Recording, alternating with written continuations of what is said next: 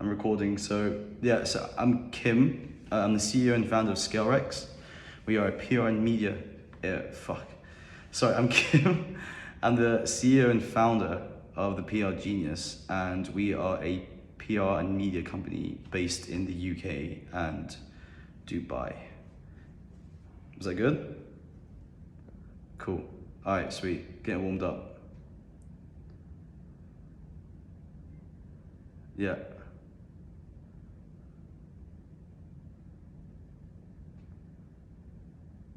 Yeah.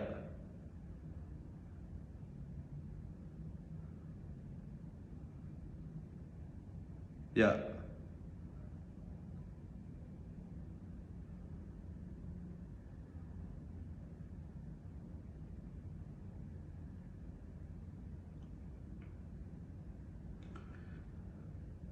Yeah. So do I just answer this question or do I repeat the question?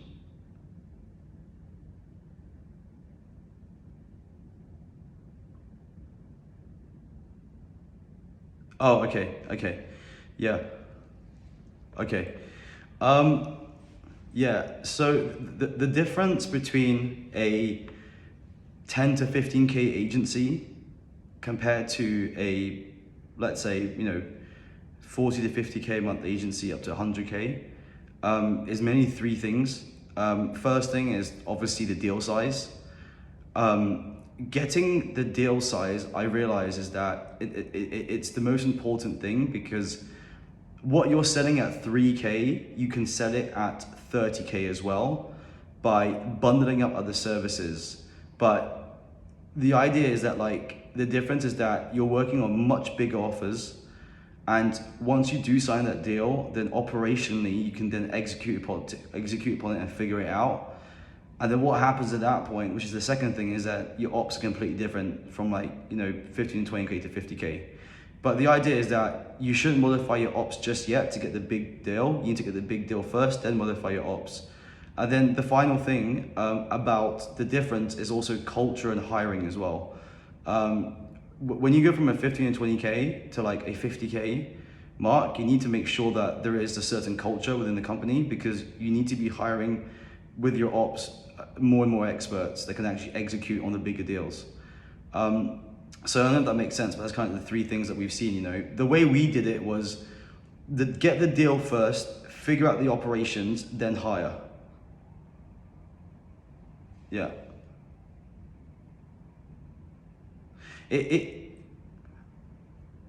I hired Jamie when I hit 20K a month.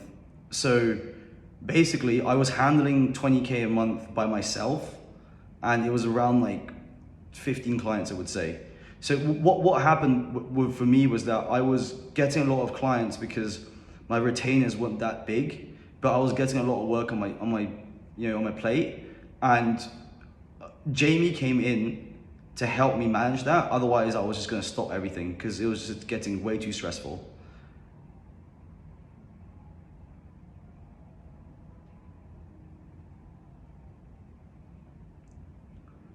So the key difference when you bring someone in at that point is you can focus on what you're really good at. So when it comes to basically the agency world, you need to remember that it's all a service business. So you need to be very good at basically not only executing upon it, but also selling it as well. So once you do hire someone in operations, it basically enables you as the founder to do what you're best at, which is sales. So whilst Jamie was handling the operations as he is, and he's amazing at that, I was able to go out there and leverage where I was, which is Dubai, to get bigger deals, and also at the same time focus on really, really scaling the sales element of things. And that's the biggest difference, is because you're able to focus on something you're really good at day in, day out, and the other person's doing what they're good at as well. And that enables you to like skyrocket a lot.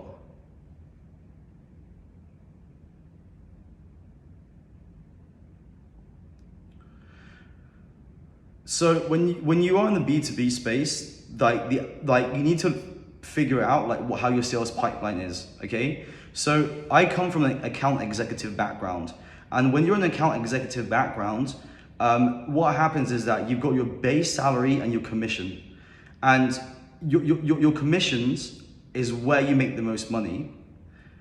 However, you need to also make sure that you also have some deals come in to hit your quota, otherwise you get fired, right? So you need to really understand the difference between small deals and really big deals. And you always need to have that in the pipeline, because what happens is that the small deals enable your agency to survive and pay for salaries, right? So it's the same thing as an account executive. The small deals enable you to stay on the job, right? But if you have the big deals, once you hit your quota, that's where the commissions come in. So you need to make sure that in your pipeline, you always have deals that are worth 30 to 60K whilst you're having small deals come in.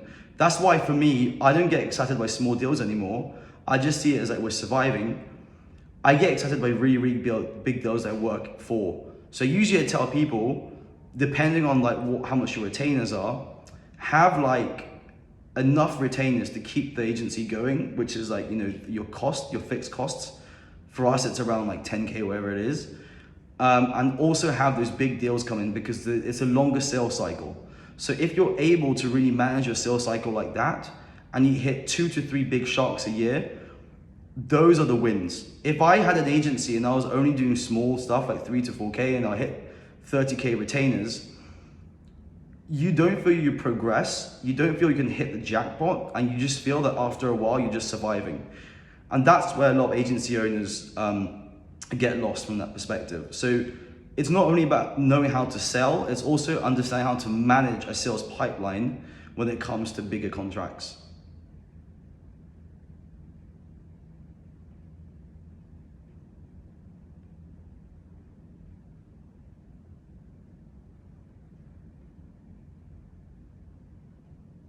So to boil down the process from going from 10 to 50K, the first thing you need to do is think about your offer, okay?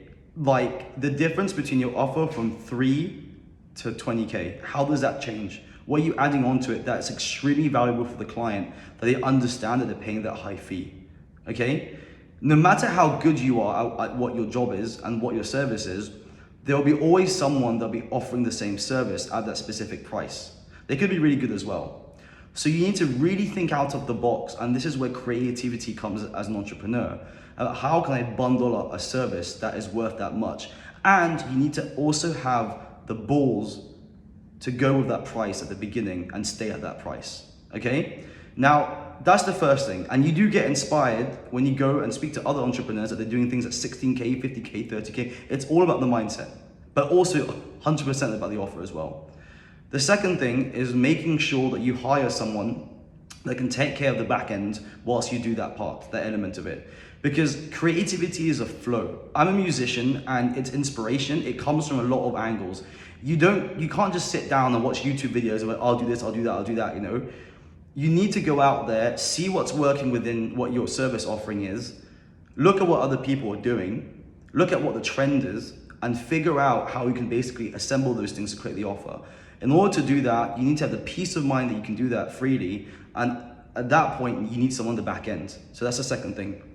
The third thing is you need to hire really good people, okay, to execute upon that massive idea that you have. And I always tell people, outsource to an expert.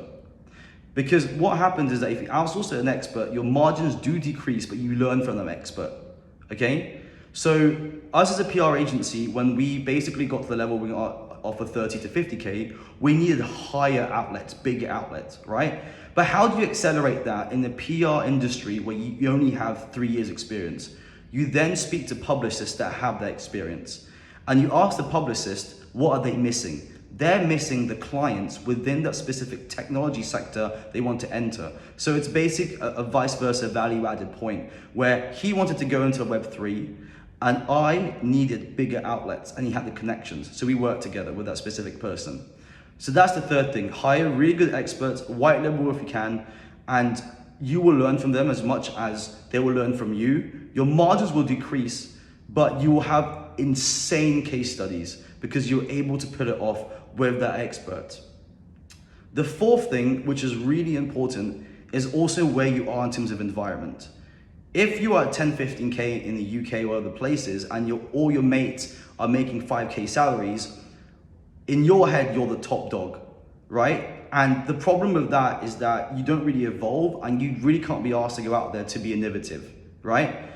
You only become innovative once you're in the space where everyone is innovative, but also everyone is doing better than you. And you realize at the end of the day that I understand the journey is really nice, but then your goals become way higher and the motivation is there to achieve more. And that's the fourth thing, going from from 10 to 50K. And the final thing, which is really important and it's really intangible, is literally luck, okay? The reason why I say this is because you can make your own luck. You can make your own luck by being there at the right time, at the right moment. There's always this thing that I have where should I leave now?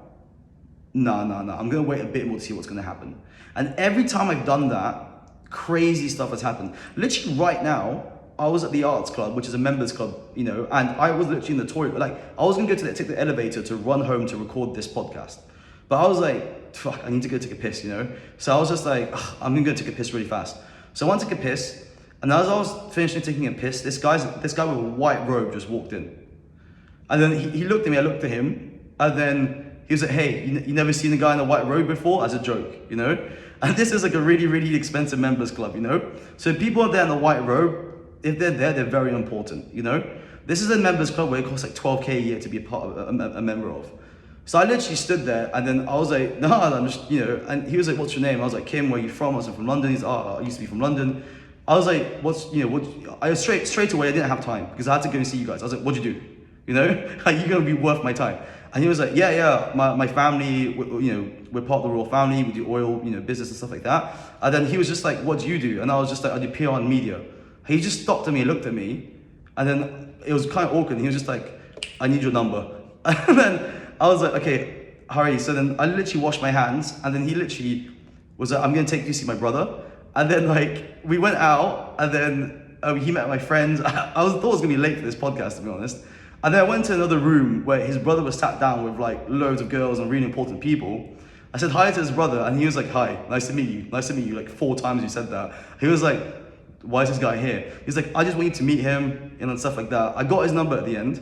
I have no idea where that's gonna take me, but it's one of these things where if I took that elevator, I would never know where I went. And it's always been like that. So you need to basically believe in yourself, believe in your luck. If you think you're at the right spot, no matter what happens, because there's important people around, just stay the fuck there, because you will encounter really good people. Also, what relates to that is you will never, I repeat, okay, and this is, if people have this, then they're very lucky, but it's really rare for me as well. You will never get a deal past 50K by sending an email or LinkedIn message on the first go.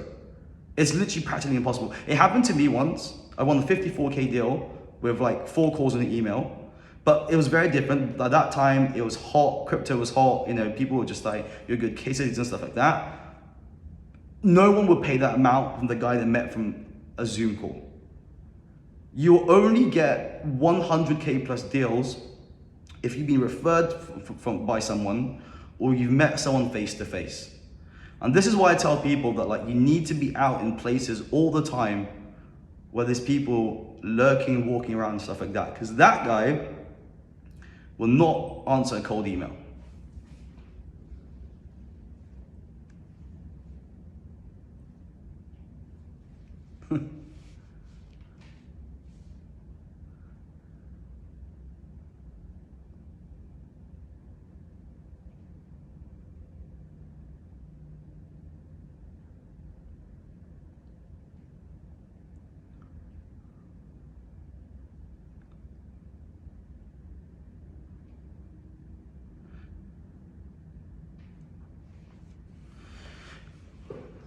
So it's really funny because I've been in a position all the time where people always tell me that, oh my God, your friends are all rich. Do you just hang out with rich people? Are you looking for hang out with rich people?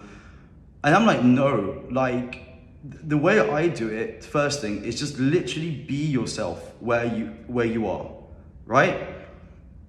Talk about things that interest you, and if it does pique an interest to them, you're on the same level as well, and be very, very direct with what you do, okay?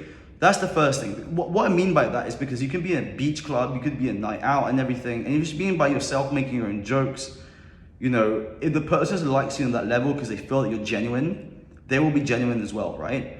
If they feel you're not genuine and try and be there and asking these questions and stuff like that, like, they're trying to get something out of it, then it doesn't work, I never talk to people, ask them what they do unless I have to like go out somewhere really fast. I just be myself. I tell them what I do outside work, right? Who I am genuinely as a person.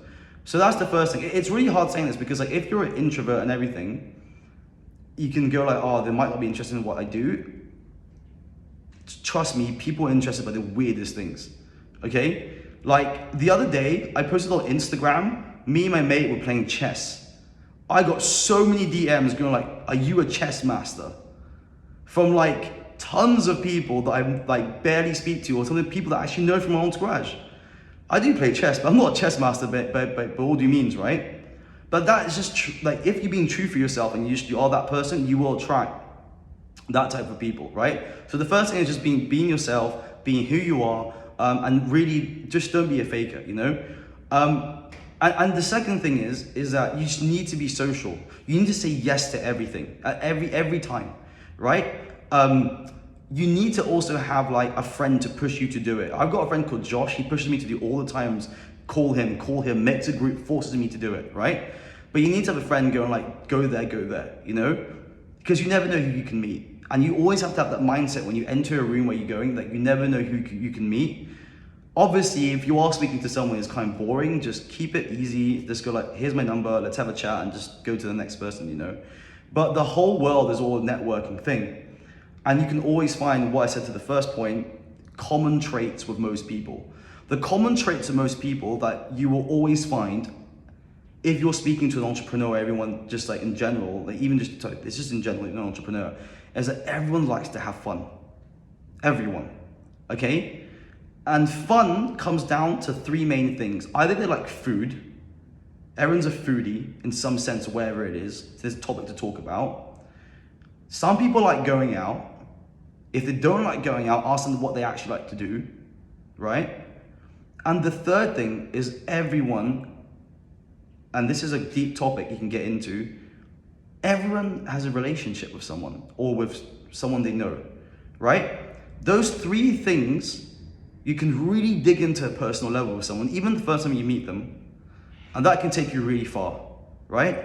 So I'm not going on a tangent, but as I mentioned before, the first thing, just be yourself. Second thing, go to places all the time, push yourself. And third thing, really make sure that you can basically, be in the same level as someone on the three basic things I mentioned there, which is food, if they like to go out or not, if not, what they do, and final thing, relationships, with their family, with their girlfriend, No matter how rich you are, you will have girlfriend problems.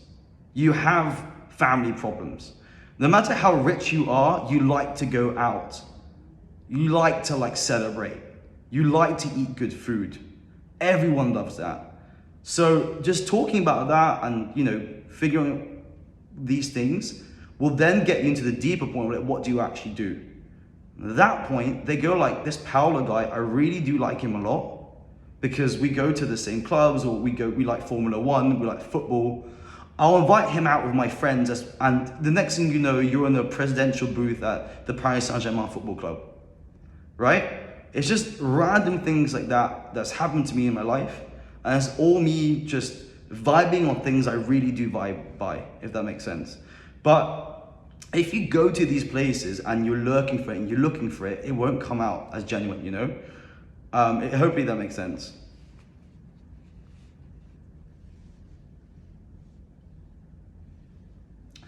Just be yourself, but remember those three things I mentioned. It's really important.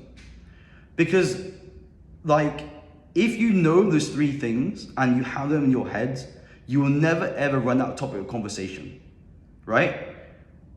If I met someone right now, how do you enjoy this place? Do you come here often? Do you like, how long you been living here, getting to know that person? Do you like this type of food? I love this food here, The way you guys going out, do you go out on weekends? No, I don't. Oh, what do you do then? I do chess. Oh, really? Quite my mate does chess, I'd love to learn about it. Yeah, I'll show you, Just those three things in your head, when you constantly have them, you practice by doing it, then what happens is then they come naturally to you, right? So those three things, if you practice it. Now, the one that gets you to the next point, if you really, really want to push and be that guy, is if you have basically beliefs that you're really strong with, right? That's the ultimate thing. Because these three things will get you into the circles and have a chat, and this guy's a nice guy and everything, right? But if you want to really push to that point where people want to listen to you and like really do business with you, is actually then you put your thoughts like, I believe that the world is going this way, this is why I'm doing that. Do you agree with me? Yes or no? If it doesn't agree with you, then like, what else do you believe in, Kim? You know, and stuff like that. That's the fourth point if you really want to do self-realization and really get to that point. But the three things I mentioned right there, just using that will get you into like really good places. But you have to go to good places. You have to spend a bit of money sometimes. You know, you need to go to nice restaurants. You need to go to nice hotels. You need to go on a nice holiday. Because just being around those people, just being around that will enable you to live that lifestyle, to have that mentality in your head, and to feel comfortable around extremely powerful and wealthy people. Because you're constantly around it.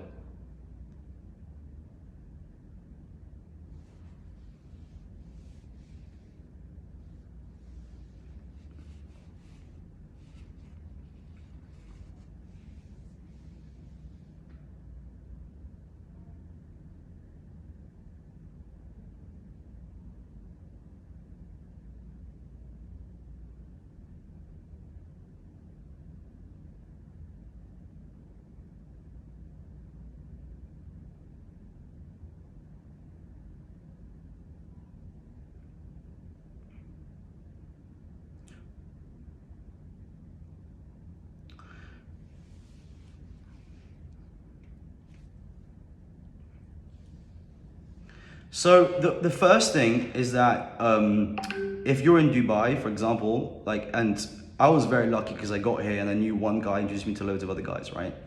The first thing I would say is if you have no network whatsoever, right? The first thing is go to the gym, okay? Every person works out, right? Every wealthy person knows about how important their body is, right? And you can see people at the gym, you can talk to people and you can work out with them. Can you hold the bar for me? What do you do, by the way? I'm going on a night out tonight. Do you want to come? Yeah, let's do it, you know. The gym is a great place to be, right? It's relaxed, it's chill, you're working out, there's music, you know, you guys like pumping and everything, you got pump bros and stuff like that. That's a really good place to start. Obviously, the ultra wealthy, they already have like their private gyms and everything. But just being in that place, you can get introduced to someone. Because what happens is this, right? You go out on a night out, let's say to a club, and then that nightclub, you go out, and then you're in the smoking area, you ask a guy for a lighter, maybe you don't smoke, just out here talking shit. You know, you never know where that takes you. So the gym is a really good place to start, you know. The second thing, which is really great as well, is if you literally go and find events around where you are, you know, like on Eventbrite and stuff like that, just go there, you know. Obviously, you don't know who you meet there, you know, but if you go to like quality events around what you're doing, which is maybe marketing, Web3, whatever it is, you might speak to someone that might introduce you to someone. Now, the thing is, if you're in a place like Dubai, where there's a lot of money everywhere, right? It's not hard suddenly to be in that space because you get introduced to one person to the other person, okay? So, again, gyms and events. The other thing I would say is literally go out to places where these people hang out from a leisure perspective, okay? The reason why I say that is because from a leisure perspective, people are just more open, more relaxed because they're chilling out and stuff like that, you know? This could be a tennis club. This could be paddle, you know? This could be a party that you're invited to, you know? This could be anything. Just push yourself out there. Because during those parties, you can be introduced to people and network to people and so on. When I came to Dubai for the first time, I had my friend Josh that knew a few people, I was introduced to them. I didn't even know what they did, you know, I didn't know how much money they were making and stuff like that, but we were just having fun, you know? And then I met other people through that. And then I had a friend from university I remembered ages ago, he was here, you know, stayed with him, you know? And I just continuously did that. Like I went out so much my first year here, you know? And now I've developed an amazing group of friends there. So those are the three things. Again, the gym, Eventbrite, you know, you do meet people there as well. And then finally, leisure, just clubs, bars, house parties, paddle, laser tag, just random stuff like that. That's what I would say.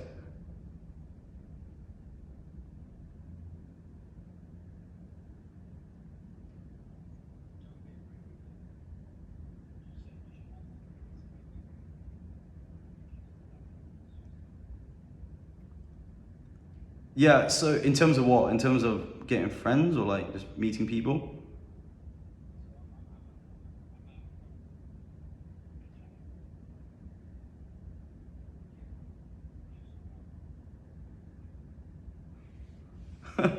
So, okay, so for me, again, like, what I do believe in is that everyone really likes something and know something so well that they can talk about it in the most passionate way possible, right? And a lot of people close themselves on that when they meet someone that might not have the same interests as them. But the thing is that people don't realize it, but it makes that person stand out and be different from everyone else around the room. Whether you're a chess geek, a DJ like me, a horse rider, things that are just insanely impressive and also at the same time super interesting. And I feel there's a lot of people out there that don't really portray it a lot, sorry. And even if there's stuff people think that it's boring, you know, and I feel that really, really shameful. So I think that like a lot of people out there should just really be themselves and just talk about what they really care about, what they love. And if people don't find it weird, fuck them, you know? You might have someone in the room that likes it as well. If I was a members club right now, it's really easy. I tell people I run a few companies, but I'm a DJ. It just breaks the ice. It's like, fuck, that's weird. You know, like, how do you do that, you know? And I tell people I'm so passionate about it, this is what I do. Obviously, DJ sounds like a cool thing. Obviously, it's nice, you know? But if I go like people, like I travel the world because I make bakeries. You know, what? Like, how does that work, you know? Just, you need to be yourself, you know? Not everyone has a crazy, interesting story like that, don't get me wrong. But if you just be confident about what you enjoy and what you love, this is where like, you know, things magically happen because some people vibe like that, you know? And that's kind of like my idea of it, you know? I just feel that like when I meet people, it's not genuine. I don't know what they really enjoy, you know? I know that they have the agency, I know they do the, what do you really enjoy? Why are you doing this, you know? Like, tell me, you know? Oh, I love money. Okay, why? What do you want to do with it? You know, what's your crazy dream about it? You know, just, you need to go deep, you know? And once you go deep, this is where like, you become that interesting person and people like to introduce you because they know like that guy is genuine, you know? I know what he likes, I know what's going to be great you know, to put him in touch with. And this is one thing also that my friend Josh does, which is like really crazy and I love how he does it. Like, and I've seen it worked as well as a networking thing, it's insane. Basically, you go into a room and you speak to someone and no matter what he tells you, you just act interested. And the back of your mind, you think about who can I introduce this person to. At the end of the conversation, you make a WhatsApp group with the person that you think you would match up the best with your network and you leave it. And what happens is that if you do that a lot, continuously, as just something that you do it without even noticing it, you then create this huge network where you connect to tons of people and you maybe change some people's lives out of it without realizing it. And they'll always remember you know? And my friend Josh is really good at doing that. He taught me that stuff and I've done it a lot of times by just making random Facebook groups or people meeting each other. Oh, you're in New York, I need two other guys there, just meet each other. They become best friends, you know?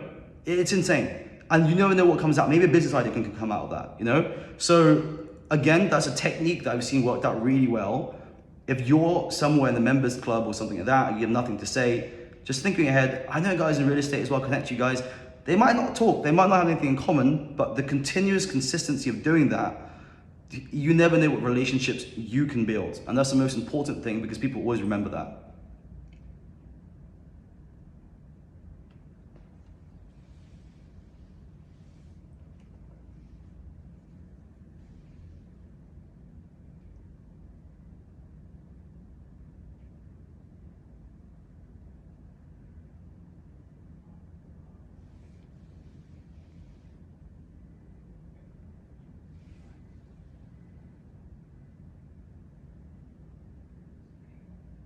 Cool.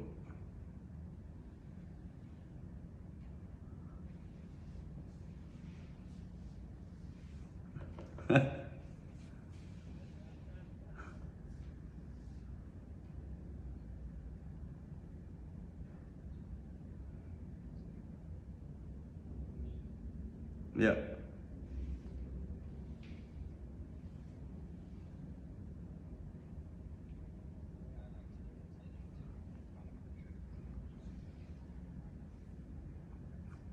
Okay.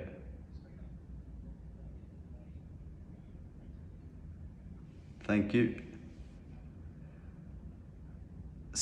So Forbes under 30 has always been a dream of mine. You know, it's one of these things when you're in your 20s and you're at uni and you write goals down.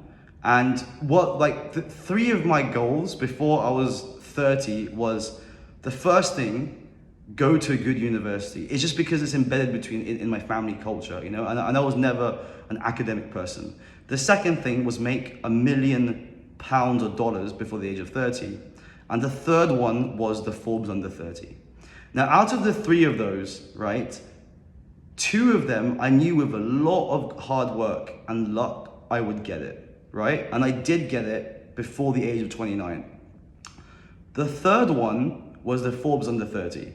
And that one was a lot harder because you need to have people that vote for you, that already have a really good, credible background, that believe in you.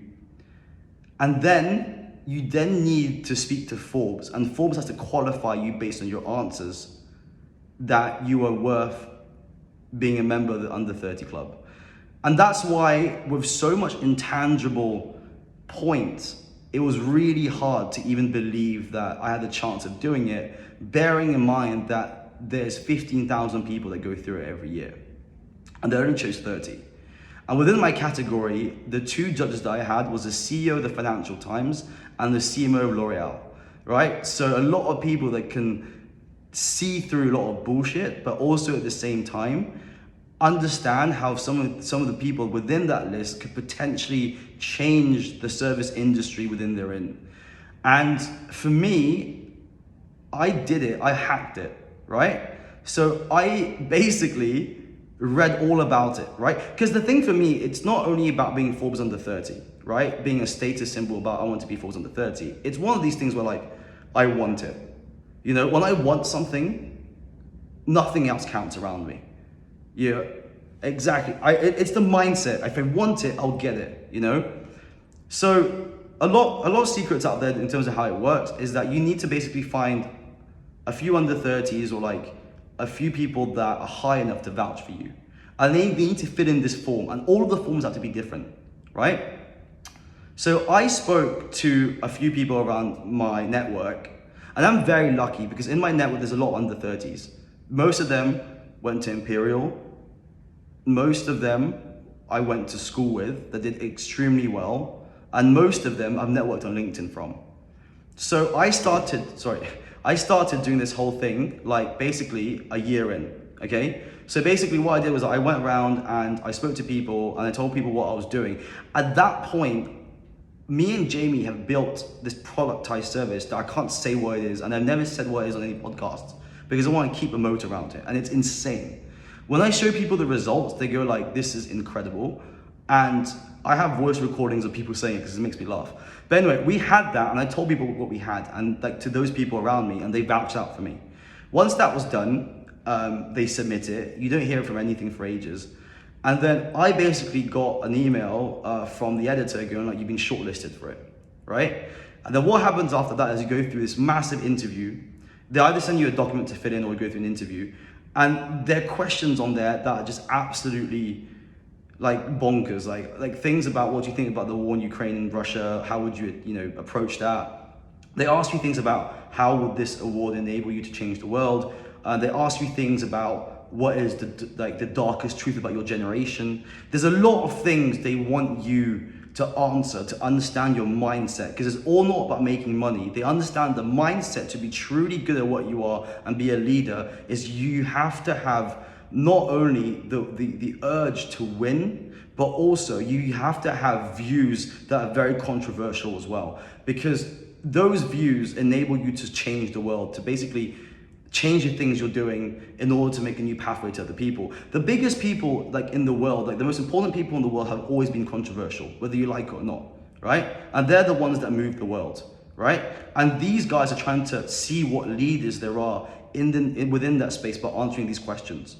I answer those questions the way I would answer any question. I could answer it differently, but I was just gonna be myself. This is why I really believe in the world, where the world is, you know? I said in one of my things that I believe today with the power of the internet and how we can reach out to people, that it's ridiculous how some people cannot just focus on 1 or 2 weekends figuring things out and making a bit of money online, because everyone can do it. Anyway, just a random stuff that I said. That happened, I submitted it, didn't know what was gonna happen. I knew the editor, I asked the editor when it was coming out, the 7th of March. I spoke to my other friends that also submitted their application. They told me they didn't get any news, and the guy told me that you will receive the news on the 7th of March. And at that point, I didn't think I was gonna get it. My best mate was telling me the other day, he was like, don't worry, no matter if you don't get it or get it, at least you got shortlisted or still something, you know? So anyway, I didn't know what was gonna happen, and then I woke up in the morning, I basically saw one of my really good friends is still on the list, and he deserves it completely. But that guy, I love him to bits. He was the one who taught me bits about agency life. He's been in it since ages, you know, so he deserves it completely. And I was like, he's in it, and I was getting to the bottom of the list, and I was like, I'm definitely not in it, because I was towards the end, and I was the last guy before before the last guy, you know, and I just went absolutely bonkers. It's insane, because it just shows that, like, again, it's like networking.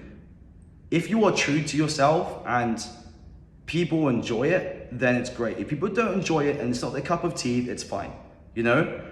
But apparently, the judges enjoyed it enough that I had some views on a few things and I was doing it. I might not be the richest person on that list.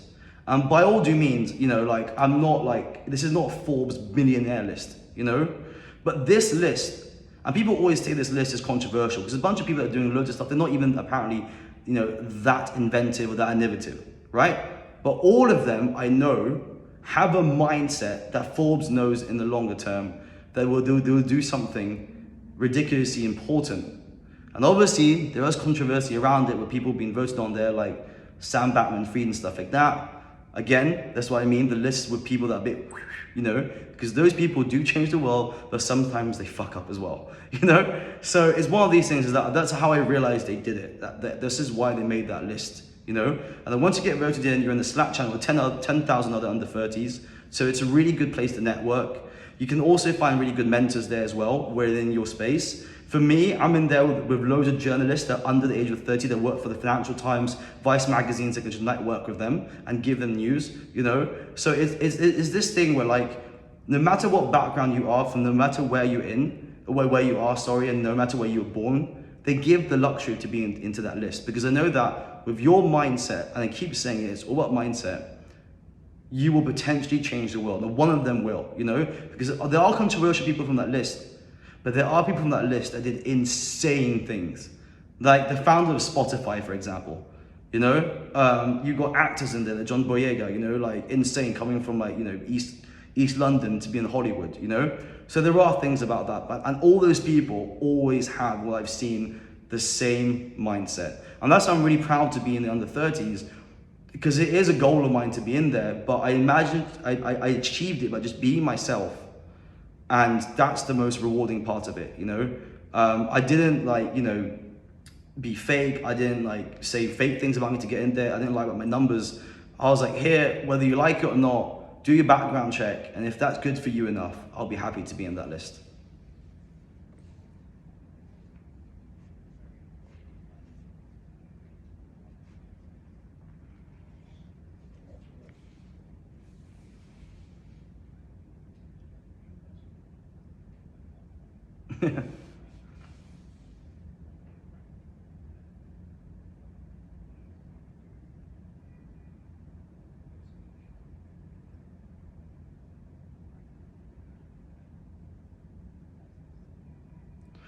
So the first thing with the Forbes under 30 is that, like, when people speak to you on sales calls, once you're Forbes under 30, they understand that there was a vetting process to be in there, and it's a very big reward to have. So they take you from a different perspective from being that specific expert they want to hear from, right? And also other agency owners want to learn from it as well. You know, so I got a lot of inbound from people that want to know how I got it, and also other inbound from, like, people that realize I'm an expert in my field, and they didn't even know that I did that. So a lot of got inbound from that. I closed 4 deals in that following week, which was amazing. insane. But again, being myself, and telling people that, you know, like, if it wasn't good at what it was right now, I wouldn't be on that list, you know? But from that perspective also, and this is really funny as well, you get more girls. Like, it's a really weird thing to say that, but like, me and my friends have seen this with the law of attraction. Like, suddenly, if you are successful at what you do, it's really weird, but like, a lot of good things come around it, and not only from a monetary perspective, but just being a social perspective as well. So I don't know, just suddenly my mojo wasn't there for a few months because I was in the trenches and I kept working. Then suddenly that week my mojo came back, just for some reason. You know, my friends call it Kim's 30 under 30 weekend, you know? But it's one of these things where like, it's just I don't know, the mojo came back for some reason. And the mojo always came back to me with women when I was in a really good spot. Whether it was from a financial perspective, winning an award, just being like, I'm just having the best time of my life with my best friends right now. I don't even care about speaking to girls, you know? So I feel that like, that comes with like specific wins that you have, and things, especially from like a social perspective, come as well. And then obviously, you know, you're more credible, as I mentioned before, what I said in the first part. You feel more confident. You feel more confident in what you're doing. You feel that what you're giving to the world right now in terms of your services is actually valuable. Because as an entrepreneur, when you get to the point of like making 7 figures and multi-6 figures, and trust me, every entrepreneur has this, the imposter syndrome, right? They feel that like, you know, they're really good at what they do, but they're not sure they're supposed to be there and stuff like that. But yes, if you have validation by external people, and especially from an external award, you do feel that you're supposed to belong there, right? And that's really important for not only me, but for my company and for my team as well. To know that, shit, you know, we're going somewhere with this.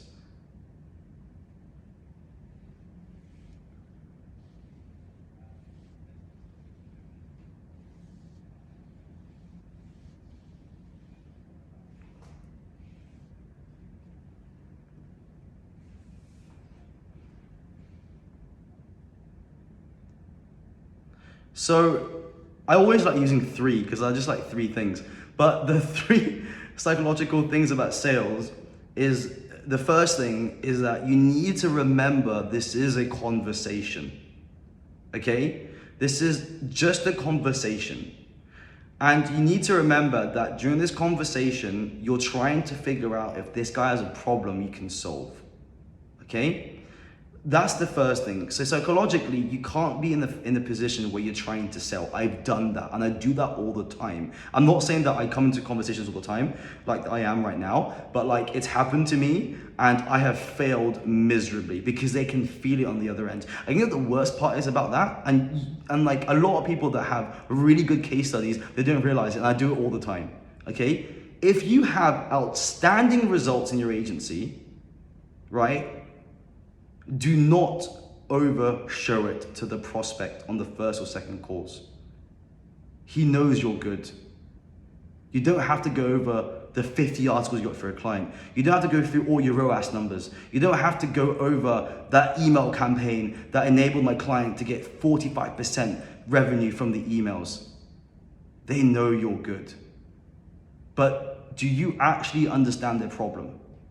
And that's the main thing that I fuck up on all the time, right? And I see a lot of people do it because they're confident. They're like, but this guy should be working. I just deliver. Yes, sir, you deliver the best results. I get it, you know? But honestly, can we actually work together? Your ego is really there, buddy. You know? What happens if you don't get this result to me?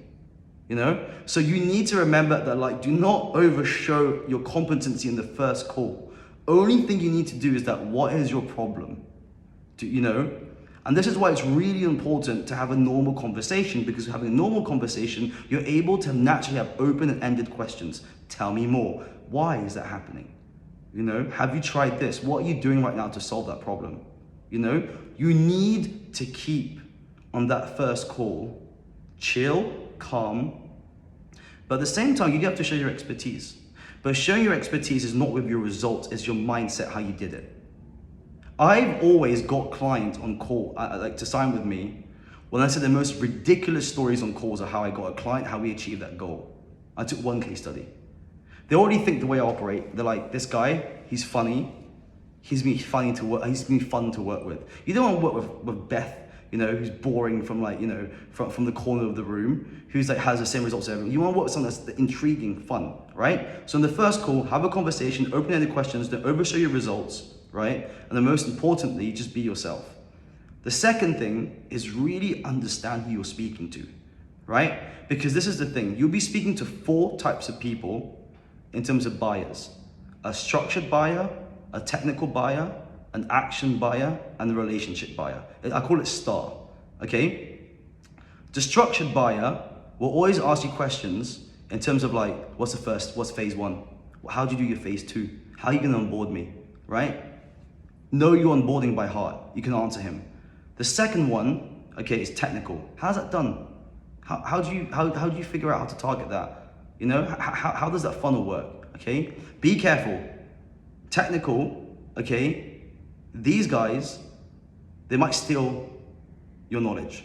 I'm not even joking. Don't go too technical. Go high level technical. Go enough that he understands it. Don't make him replicate what you're doing. You've got a lot of fishers out there, be careful, right? The action buyer is the worst type of buyer, okay? He's the guy who's like, yeah, let's do it. Yes, man, this is sick. I want to start. Never gets back to you. Why? Because this guy's a yes man. The funny thing is a lot of action buyers are American for some reason, right? Yeah, this is great. Fuck, this is great. Let's do it, you know?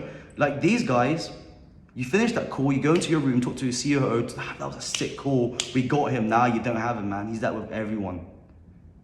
He's on a night out, he's like, yeah, let's get more drinks, you know? He's not gonna pay for the drinks. He's just an excited guy. Action buyer, worst one. The best one, and it's the longest one, is the relationship buyer. You need to understand who that person is. And that person is the type of guy who asks you weird ass questions. How'd you get there, man? So, man, like, what do you do apart from your agency? It's just like questions that come out of the blue, you know? Because they like the relationship. And the relationship buyer, you know why he's really good? Because you're able to upsell to that person later because they like you, right? So 4 types of buyers. You need to remember that when you come into a sales call. And to the psychological perspective, you prepare yourself for that. Who am I going to be faced with, you know?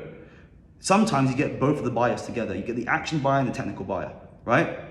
You gotta play around with it, okay? And this is also your voice, your tonality of your voice as well, right? I don't know if you guys have it, but sometimes when I flirt with girls, my voice becomes way deeper, you know? And when I speak to people, I do the same thing as well. There's a very like, you know, like, you know? I don't play that game a lot, but sometimes when I get to the type of buyer, like an old person, yeah, Bruce, yeah. You know, you really put a totality of voice into it. And the third thing, I always tell people this: people buy on emotions and validate through logic. Always remember that, okay? This is how Donald Trump became president. Logically, he was not made for it, but emotionally, everyone loved him, right? Emotions always triumph through logic. No matter how you like it or not. You got 2 cars. You choose the one that's ridiculously crazy color, engine's not that great, but you love that car, you know? So remember that in your head, emotion versus logic, right? And why is this important? It goes back to my first point. Logically, you can have the best ROAS. Logically, you can have the best email campaign. Logically, you can get the best media and PR outlets for your client. But emotionally, this guy's not clicking with you, man. He's not clicking with you because he feels that like, this guy's being fake, he's overdoing himself. Emotionally, understand where he's at. Vibe with him. I understand your problems, John. You know, just really push on that. And emotionally, once you guys have this emotional balance with each other, there's a feeling that comes up. It's like a woman, you know? There's a feeling that comes up, and when that feeling that comes up, you know that both of you are going to do amazing work. Because no matter what happens, if it goes down, if it goes up, if it goes sideways, it's a service business. They can count on you, and they feel that they understand you and know you. And this is why Some people get bigger deals than the other people, and they understand why the hell in the sales cycle where they're fucked up. They look at it. I was great. I had a case study. What the? I was the best. Yeah, you were. You were the best at that point, you know. But you just weren't being yourself. And I do it all the time because I get over enthusiastic about the Forbes article I got last week from my client. Look at that shit. Look at that. You know, sick in it. Yeah, cool. You know. But I need to calm down and remember that I'm speaking to someone who's not here to see my wins. They're here to see also my losses, but also understand who I really am. So those are the three things I always tell people. It's really hard in order to, like, you know, achieve that straight away. It demands a lot of practice. And that's why I say, from a social environment, if you're able to apply that when you're speaking to people around you, and you can then naturally put that into sales, you will do amazingly.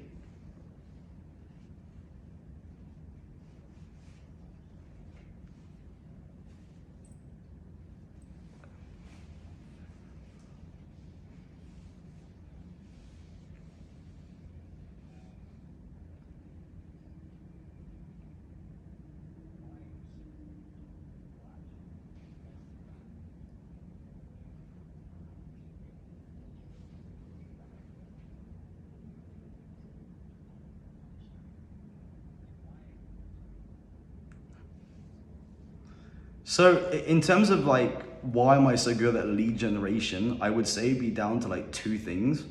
The first thing was that it demands a lot of practice, okay?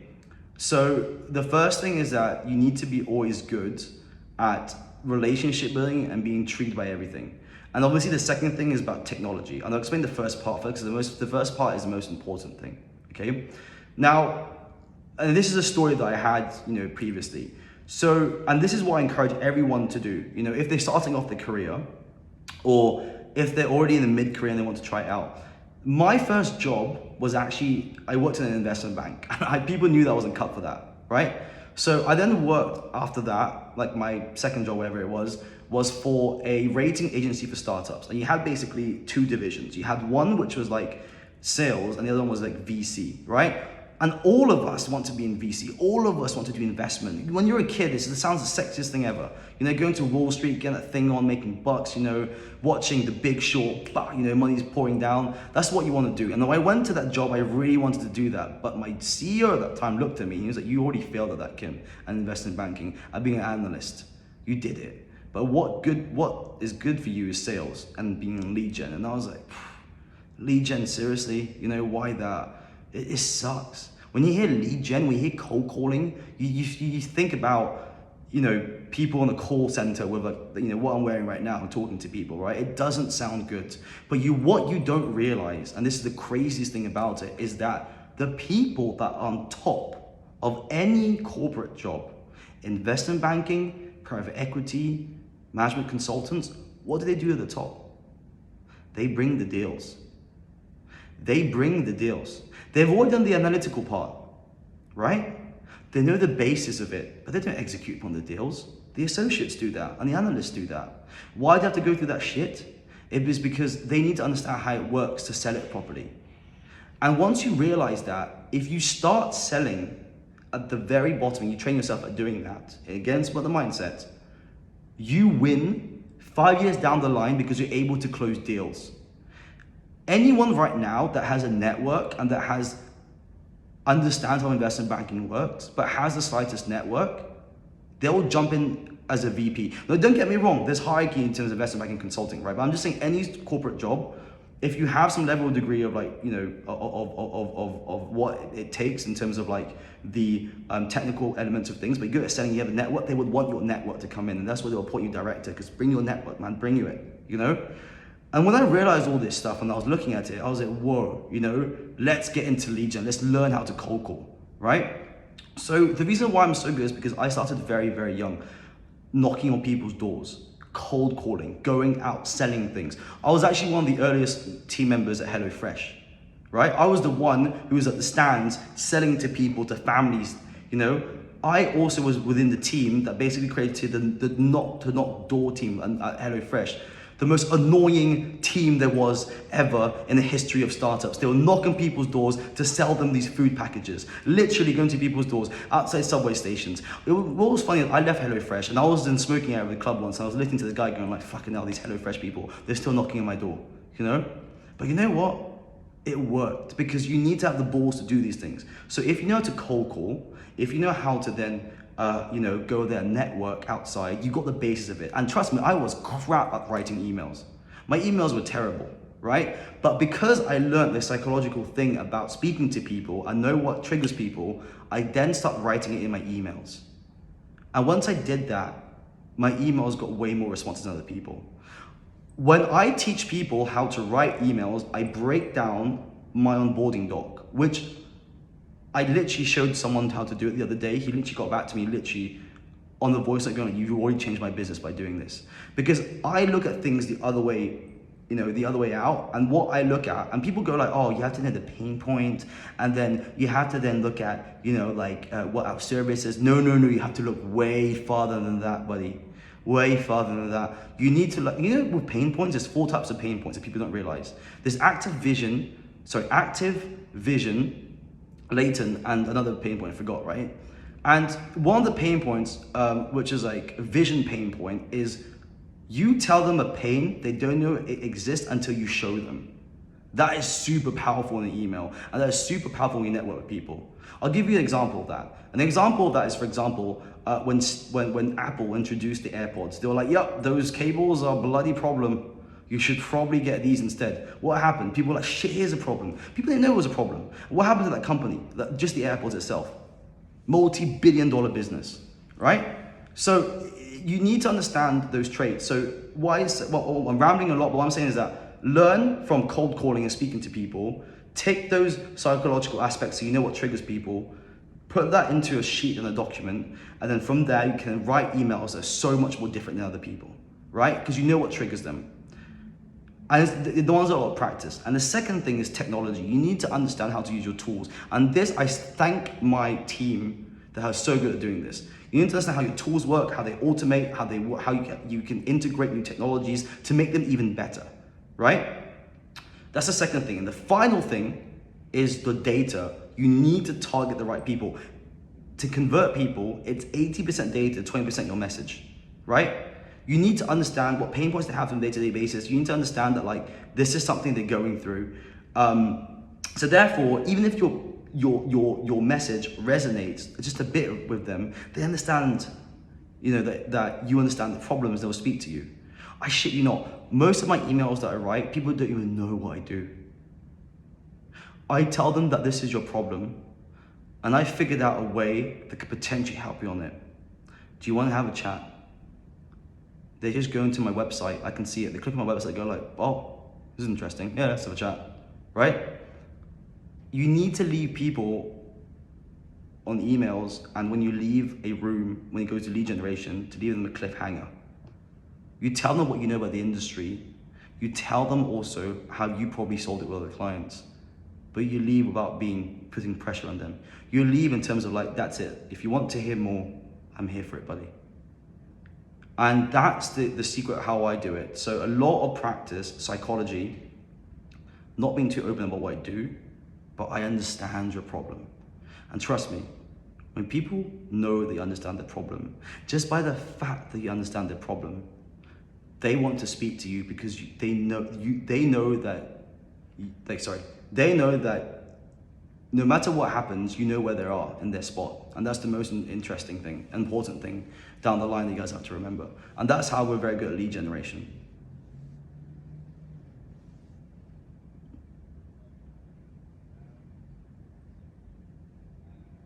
Yeah.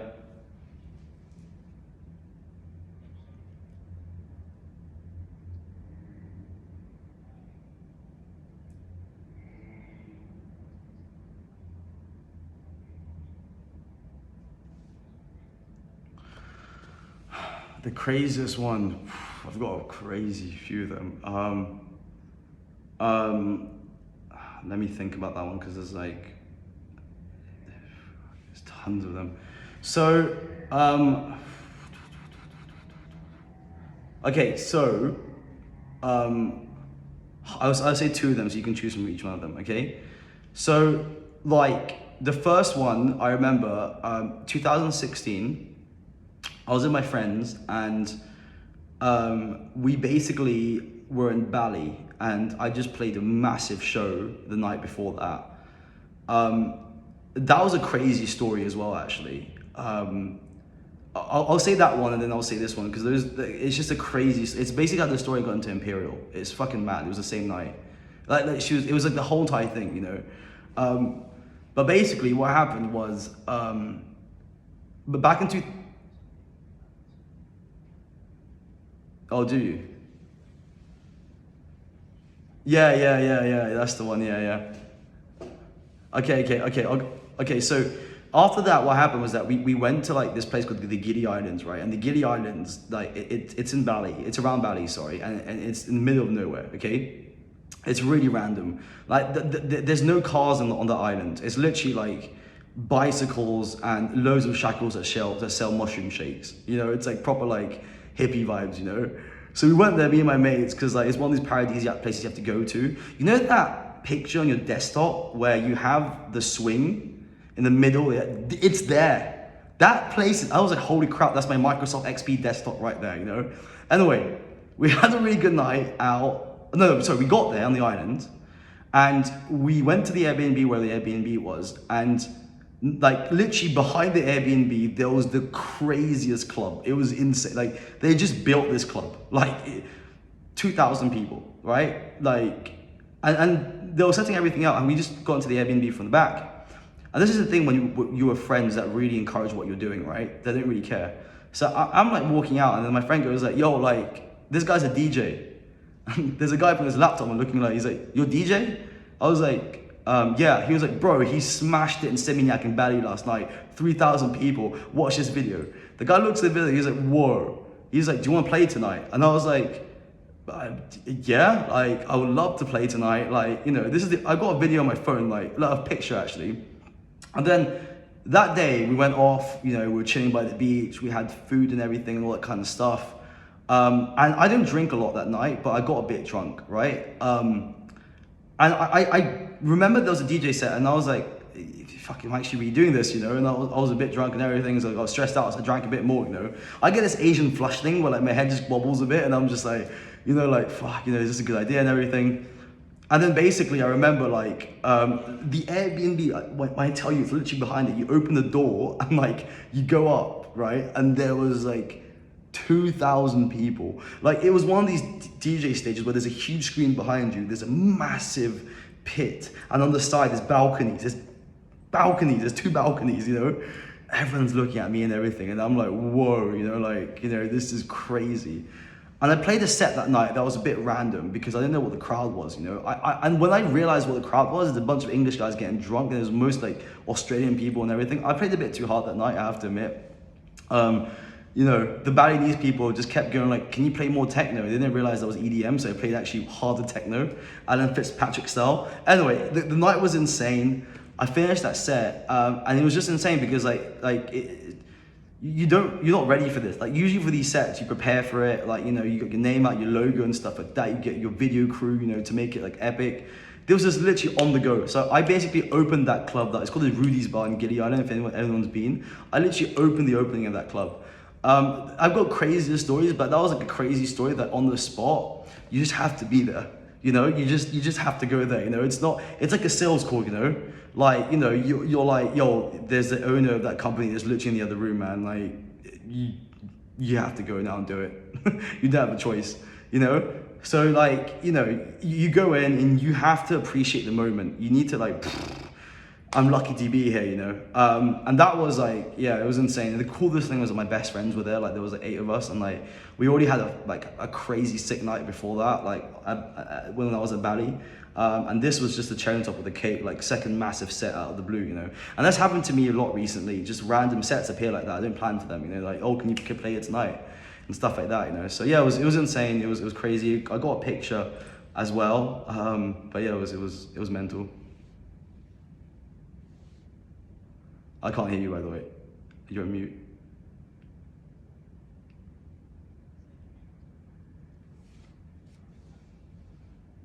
Yeah.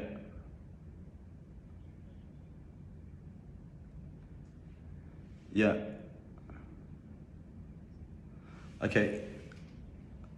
Okay. Can I stop this recording and do another recording?